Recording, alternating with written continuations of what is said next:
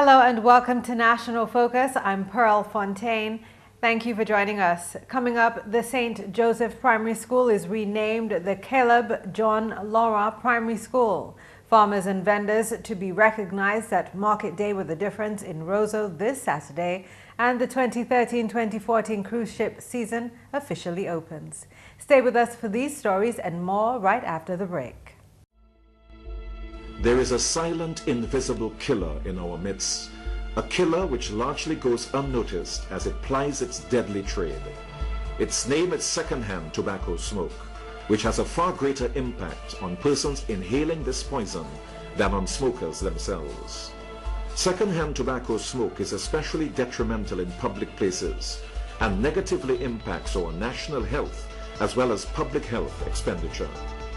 Stop this invisible killer now. Say no to secondhand tobacco smoke in public places. A public health message brought to you by the Ministry of Health and the Pan American Health Organization. Welcome back. The 2013-2014 cruise ship season opened Thursday morning with a bang as the MV Norwegian Sun called in at the Roseau cruise ship berth, while the MV Aurora of P&O Cruises docked at the Deepwater Harbor in Fauquelet. Benoit Badwill, Chief Executive Officer of the Dominica Air and Seaport Authority, says this is no doubt a remarkable day for Dominica.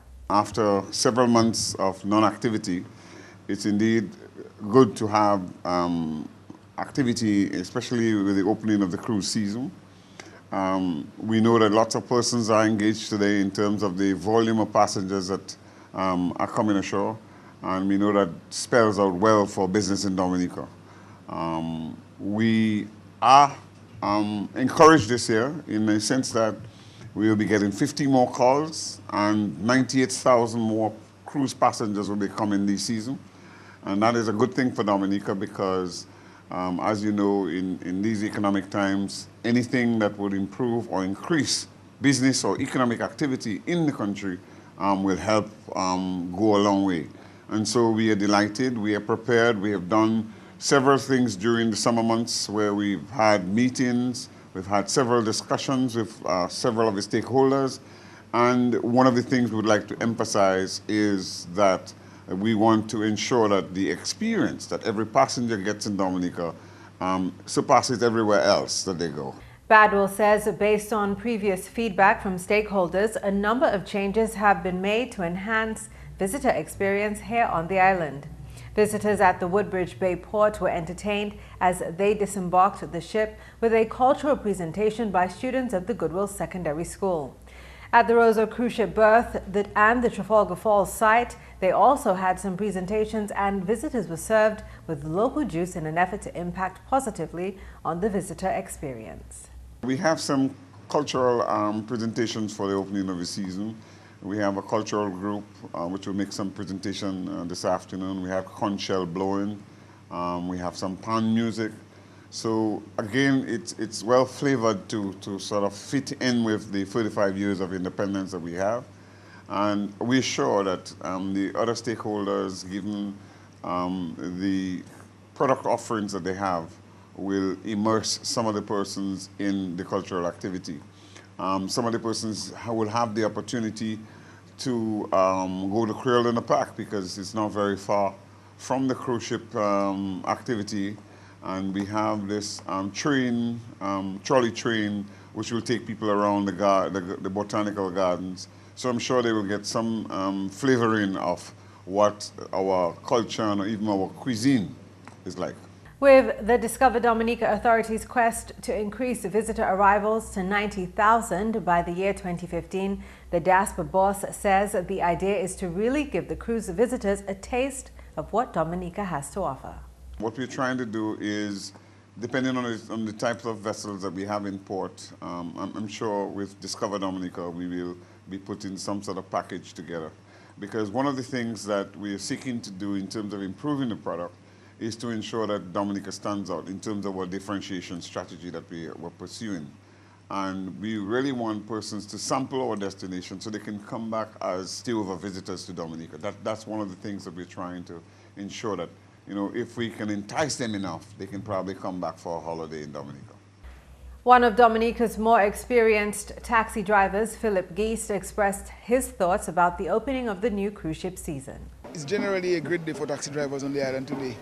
After having not worked for the last 5-6 months, and to have opened the season with 2 of the major cruise ships on island today. The Norwegian Sun has delivered lots of business today, both organized tours and private tours. And I think every taxi driver, every vendor, every individual in the tourism sector has been definitely happy this morning because of the opening of the cruise ship season. Chris Sylvester, another taxi driver, was excited to speak with us about the new season and what it means for Dominica. Today we have 2 cruise ships on the island, and it's very, very exciting to us because we had 6 months off the tourist season and it was very bad out there. I mean, we survived, you know, we always survive, but it's very, very fantastic to have our ships back with us. You know, the people prowling in, and you could get a tour to go around the island. You know, it's a nice thing. It's lovely, you know. Overseas-based Dominicans will receive the opportunity to dialogue openly with the Prime Minister and cabinet members on matters of business when the Regional Integration and Diaspora Unit of the Prime Minister's Office host the 2nd Dominica Diaspora Entrepreneurship Forum next Wednesday, October 30th. The event, which aims to encourage local investments, will feature an address from Prime Minister Honorable Roosevelt Skerrit, who is also Minister for Foreign Affairs. The Honourable Minister for Trade, Industry and Diaspora Affairs, Dr. John Colin McIntyre, will also speak at the forum. The hope is that the meeting will allow for the exchange of ideas with various company representatives and other stakeholders. That event takes place from 10 a.m. on Wednesday morning, October 30th at the Crazy Coconuts.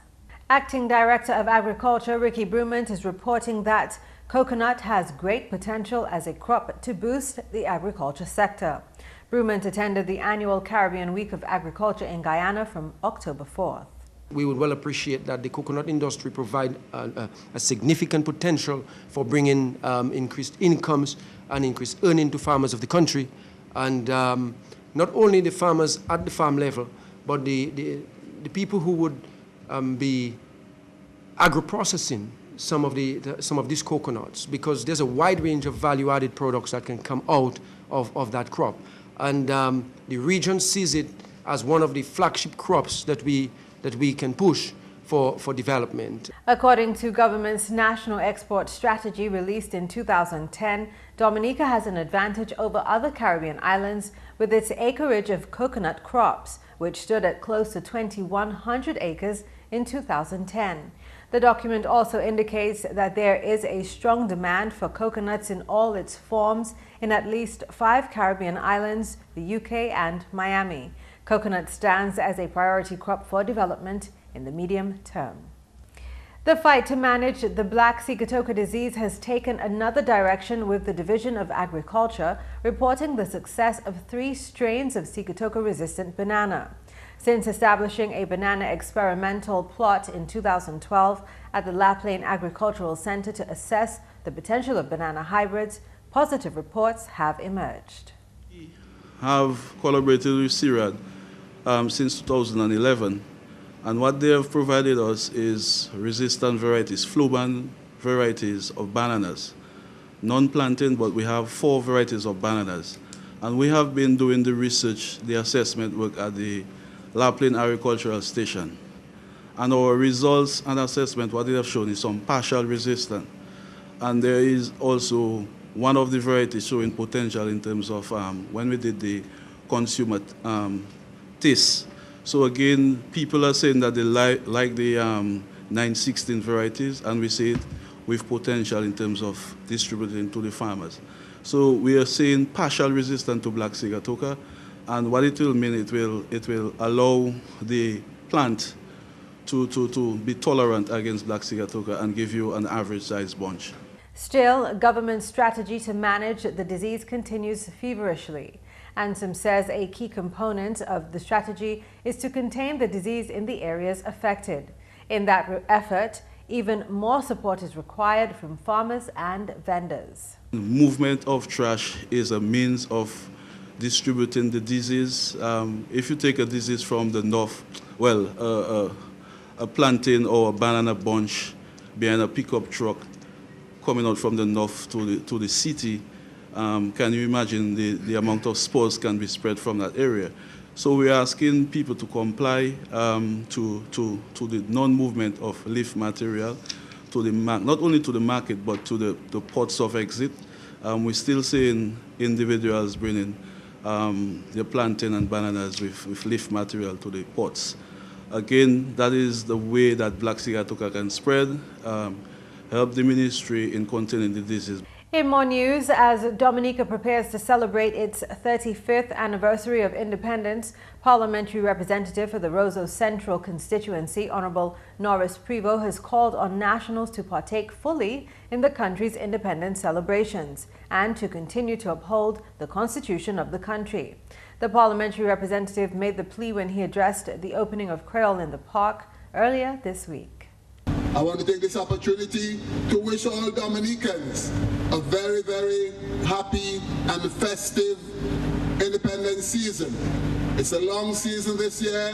There's a number of activities that we as a people can participate in relation to our culture and our cuisine.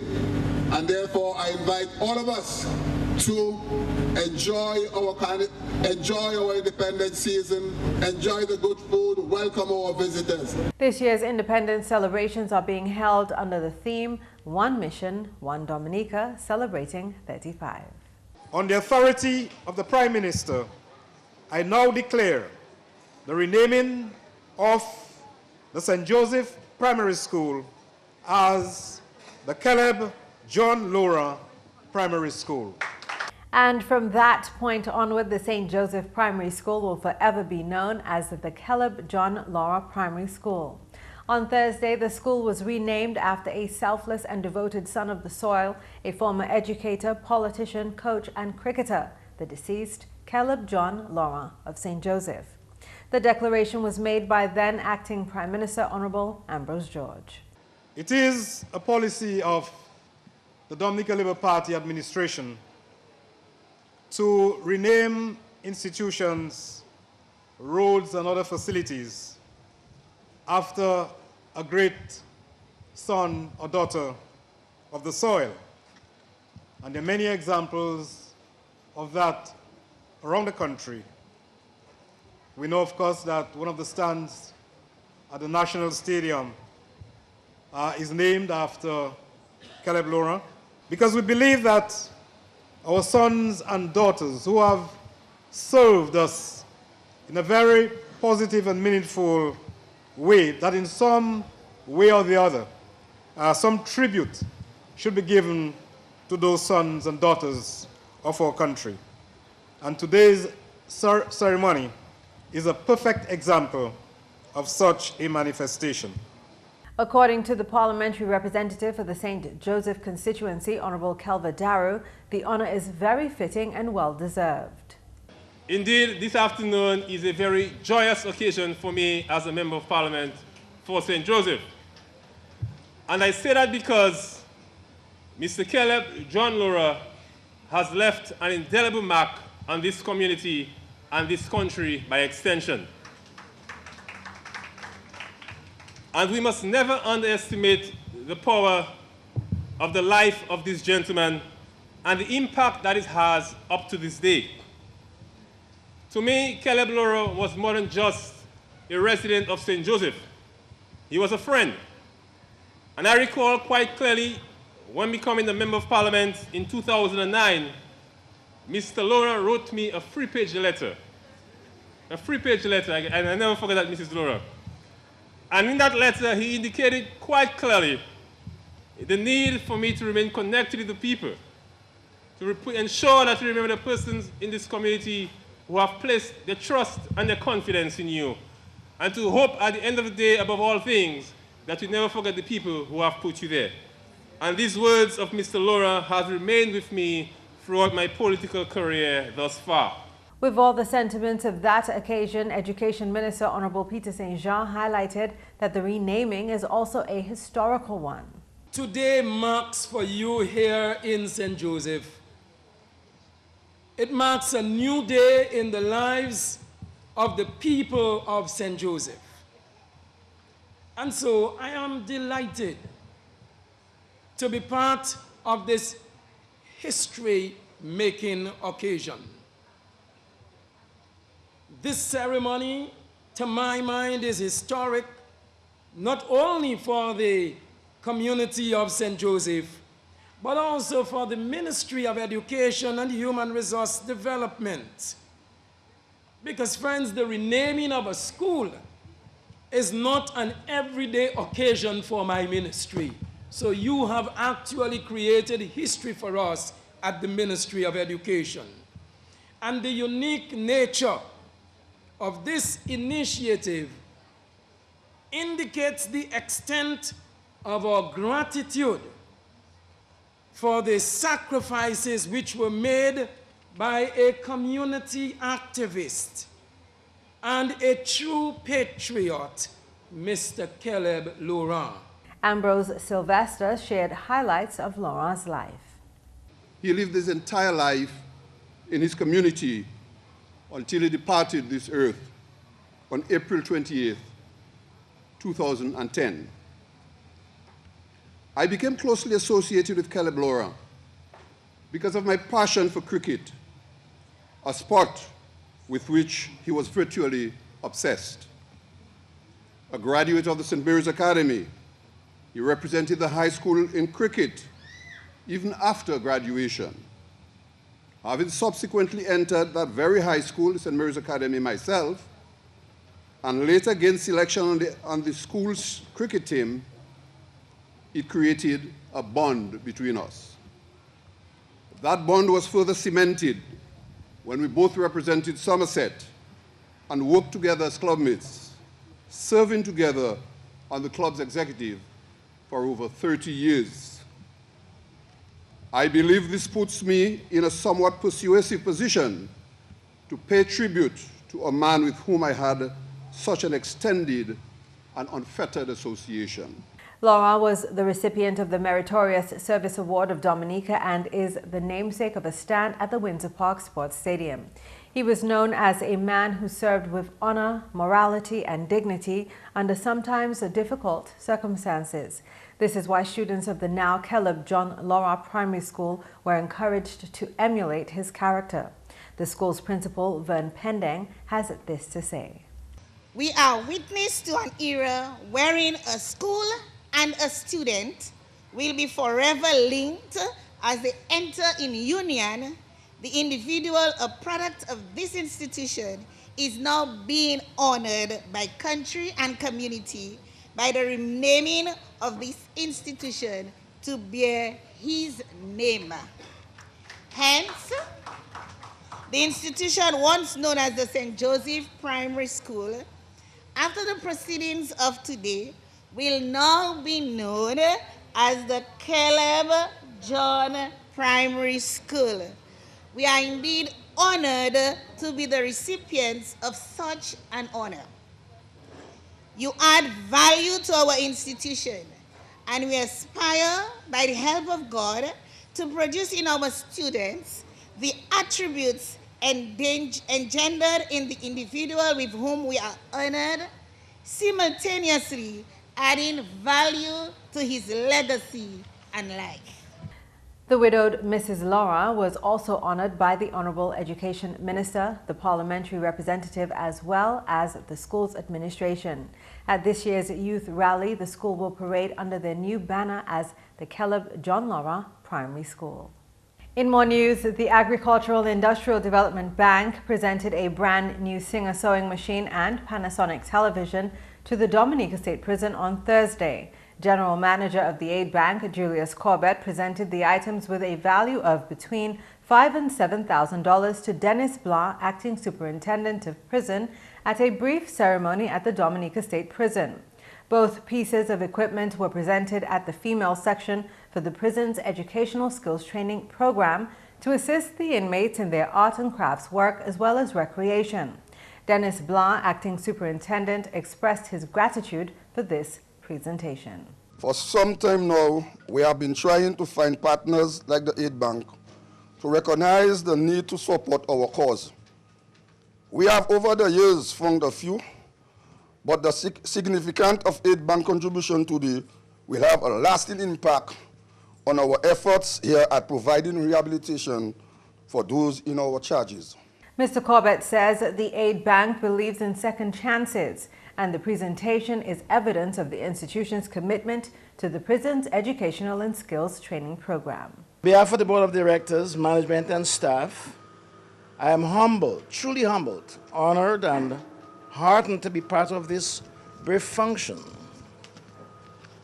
As the premier indigenous bank on the island, the aid bank is confident that its obligation to positively impact the economic and social lives of our island is clearly defined.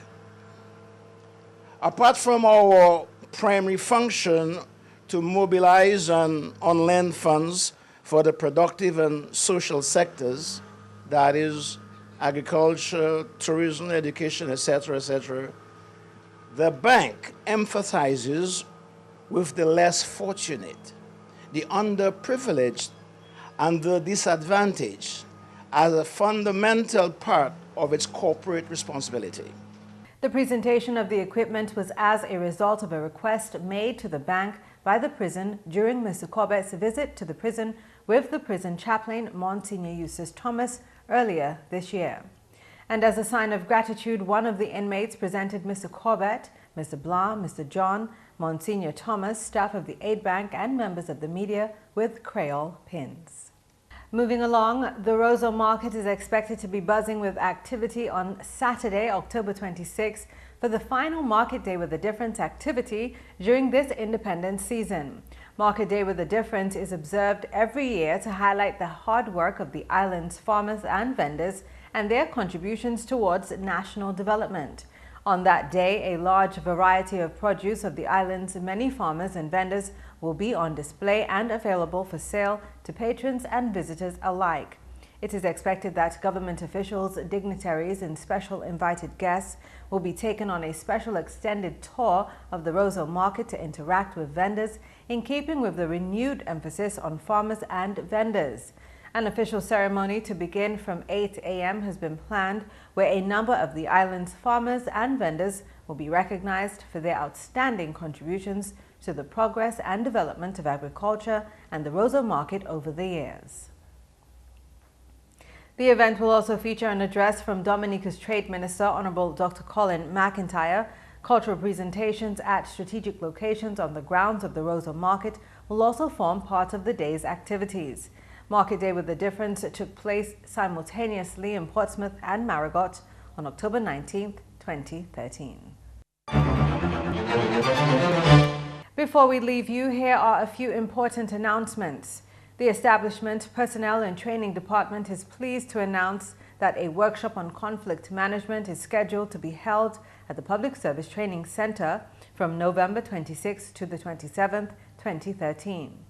The objective of the program is to make participants aware of common types of conflicts within an organization and to understand key managerial actions and structures aimed at minimizing or resolving conflicts. The program targets senior and middle-level managers from various ministries and departments. All sessions will be held from 8 a.m. to 4 p.m. Nominations should be reached by the Establishment Personnel and Training Department by Thursday, October 31st, 2013. And the Establishment Personnel and Training Department is pleased to announce that a workshop on government accounting procedures is scheduled to be held at the Public Service Training Center from November 13th to the 15th, 2013, and November 19th to the 21st, 2013. The aim of the program is to provide participants with the knowledge and skills to perform accounting duties effectively in government accounting units. It will also provide an opportunity for a cadre of officers to broaden their career prospects within the public service. The program targets officers at the senior clerk and executive officer levels who have indicated a keen interest but have had little or no work experience in government accounting procedures. The course is also open to officers within the accounting stream who have not previously attended the training program. Sessions from November 13th to the 15th, 2013 will be from 8 a.m. to 1 p.m. daily at the Public Service Training Center, while sessions from November 19th to the 21st will be from 9 a.m. to 1 p.m. at the Computer Center. Nominations should be received by the Establishment Personnel and Training Department by Thursday, October 31st, 2013. And that's the English segment of the news. McPherson St. Luce is next with the Creole highlights. Allô tout le monde, bienvenue à cette nouvelle en créole. Non, moi c'est McPherson St. Luce. Premièrement, saison touriste Dominique officiellement ouvert aujourd'hui. Si le chef Discover Dominic Authority Benoît Badwell, ça a fait autant plaisir pour l'autre saison touriste. C'est un plaisir pour nous, ça, ni des bateaux en premier jour touriste neuf là, saison touriste neuf là, parce que il y a 2-3 mois, c'est pas une pièce activité avec nous connaître depuis un bateau touriste ici, il y a une activité, taxi drivers, vendors, tous ces gens qui tapent business et puis depuis business. Et puis l'argent qui dépasse, c'est bon pour payer. So, nous disons tout bienvenue aujourd'hui. Et puis nous avons une activité, Discover Dominica, une activité pour eux. Nous avons 2-3 groupes qui disent bienvenue Dominique. Badwell a créé à cette population-là pour faire ces touristes-là et jouer pays-là pendant qu'ils ont visité. Nous avons dit expérience là pour ces touristes-là. Nous voulons ces touristes-là venir ici, puis nous avons une bonne expérience sur eux. Ça dit amis à eux, ça dit famille à eux, comme quoi ils allaient dans un pays, il était bon, toute expérience Dominique, c'est bon. Avec ça qui fait bien bon pour Dominique, parce que nous savons aujourd'hui, ils viennent par bateau, mais nous voulons venir soit par bateau, et par avion, et puis faire 2-3 jours Dominique, parce que nous avons autant de place en Dominique pour nous ça, montrer nous connaître. Si vous voulez, nous parlons de 3 plages, mais si vous voulez aller à la montagne, vous voulez aller pour Trafalgar Falls, toutes ces places-là, ça là, et bien ça, un juillet en Dominique. À présent, c'est temps indépendance, et puis, ok, ouais, il y a 2-3 danser, qu'on connaît un créole de Pâques, qui a commencé en midi. C'est le bateau qui est là, et c'est le monde qui a une chance pour ça, ouais, ça qui a fait en gardens là, et puis, ouais, tout le monde, et puis, j'ai en cuisine à nous, il y a ça goûté. Ça, nous sommes en Dominique. So, ça, c'est une bonne expérience pour eux. Et avec nous, voulons ça, quitter Dominique pour eux, ça dit vraiment, ils ont un bon temps Dominique. À notre nouvelle, le ministre de l'Agriculture a mis en place pour protéger la division là, une mauvaise maladie qui peut entrer, sinon bagaille, moun ka mené. Chef département quarantine, Ryan Ansem, a créé assez de monde pour contacter eux avant de mener bagaille d'aoué en pays là. 35 anniversaire Dominique. On parle de gens qui viennent Dominique.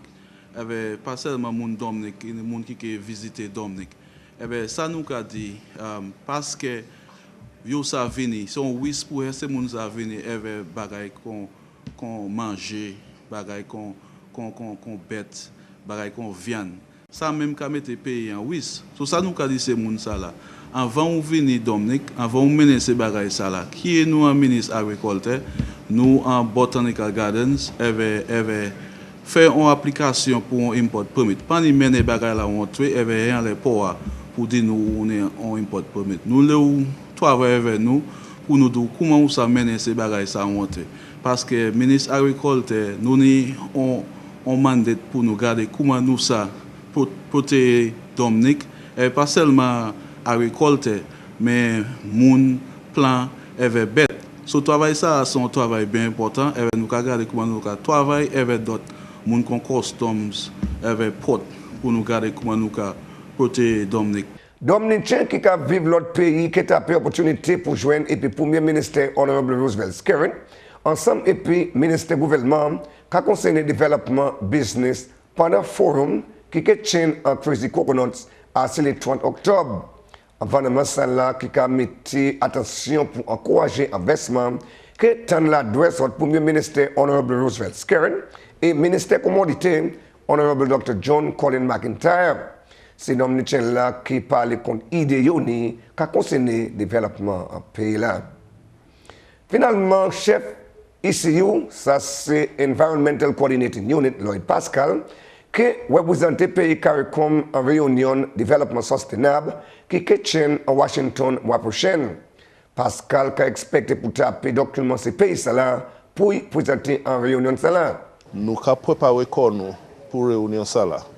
Comme ça, tout le monde au Caribbean là, que l'idée ça yo quoi, nous avons regardé comment agenda meeting ça là qu'a porté avec qui ça qui en l'autre nous avec yo que on mandate aux commission en massage pour moi porter pour moi ça aller représenter la région.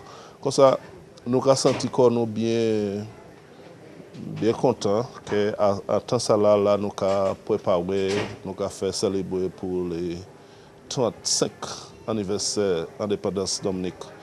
Pour nous ça bienvenue à tout voisinage nous de la Caraïbe. Pour venir célébrer avec nous, nous avons dit que dans la semaine que ça là, vous pouvez aller, la réunion ça la fini, vous pouvez aller en Curling the Park, jardin botanique. Vous pouvez aller aussi demain symposium créole à la House of Culture. Et vous pouvez passer n'importe où partout, vous pouvez quitter Roseau, aller n'importe là où mais faire certain que vous enjoyez Dominique avant de quitter. Messieurs et mesdames, ça c'est tout pour nouvelle en créole pour à présent. Non, moi c'est McPherson Luce. Je souhaite tout le monde en bonne saison indépendant. Au revoir. Coming up next in the tip of the day, traffic safety tips. Do you have uncovered water storage drums around your home? Do you dispose of old tires, cans and old containers capable of holding water anywhere in your environment? Are you being bitten by mosquitoes, particularly at dusk and early morning? Do you keep houseplants in water? Do you spend your hard-earned cash to control mosquitoes? Has your community experienced dengue fever outbreaks? If your answer is yes to at least 3 questions above, you are at risk to dengue fever. Join the fight against dengue fever. The responsibility for a dengue-free Dominica lies with you. So, get rid of the Aedes aegypti mosquito. When driving, pull as close as possible to the left side of the road when you hear an emergency vehicle approaching. Buckle up, seatbelts save lives. And with more vehicles on the road this independent season, it is important. Ensure that your seat and mirrors are adjusted before you move off and know what traffic signs, signals and pavement markings mean and obey them consistently. And that's all for this edition of National Focus. We always welcome your suggestions and comments. Drop us an email at gis@dominica.gov.dm or you can visit our website at news.gov.dm. On behalf of the entire news production team, I'm Pearl Fontaine. Thank you for watching.